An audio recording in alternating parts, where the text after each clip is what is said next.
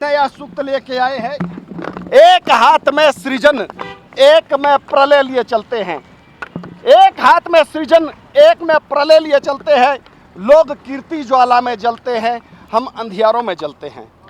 पिछले एक वर्ष से हम लोग इस अवैध मस्जिद के खिलाफ आंदोलनरत हैं। जब जब जो इस आंदोलन की आवश्यकता हुई तब तब हिंदू समाज ने वो किया।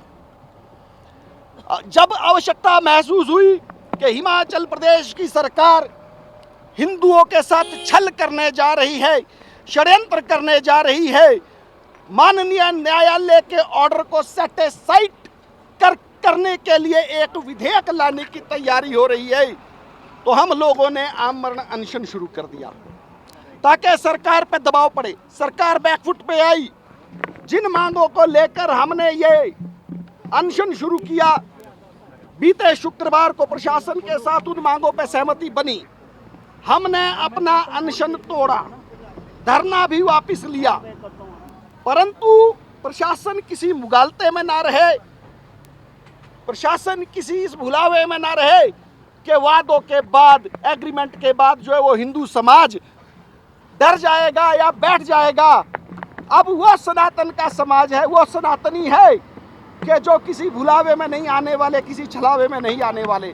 आजादी से लेके हिंदुओं के खिलाफ जो तुष्टिकरण की नीति चलती आई है, अब हिंदू वो उसमें नहीं आने वाला।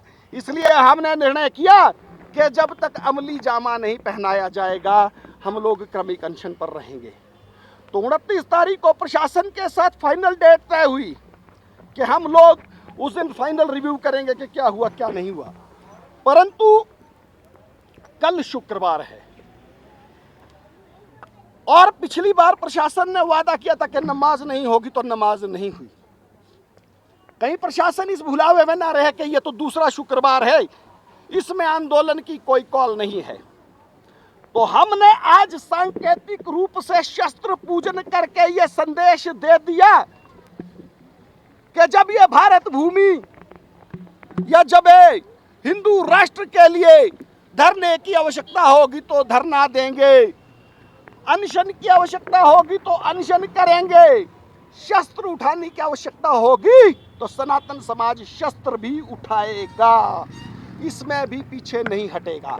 आज जो हमारा सांकेतिक शस्त्र पूजन था वो इसी बात का परिचायक था कि प्रशासन है चाहे सरकारें है, जो वादे किए उनको तय सीमा में अमली जामा पहनाया जाए। अदरवाइज ये शस्त्र सिर्फ पूजन करने के लिए या घर में रखने के लिए नहीं है।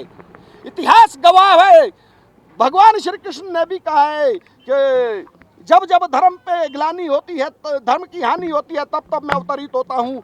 कण कण में ईश्वर व्याप्त है, हर व्यक्ति में ईश्वर व्याप्त है। जो पूरा सनातन समाज आज लामबंद हुआ है वो एक ईश्वर का अंश है।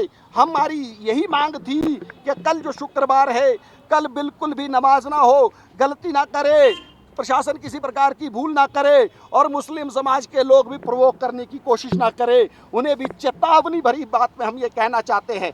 हमें पूरे प्रदेश से, पूरे देश से कॉल आ रहे हैं। युवा वर्ग की आवाज है, मैं कहना नहीं चाहता परंतु कहते हुए रहा भी नहीं जा रहा है। इस देश का जो युवा है वो कहता है कि जब शस्त्र उठाने की आवश्यकता होगी, एक आवाज दे देना, लाखों लोग चले आएंगे। तो वे सनातन जाग चुका है।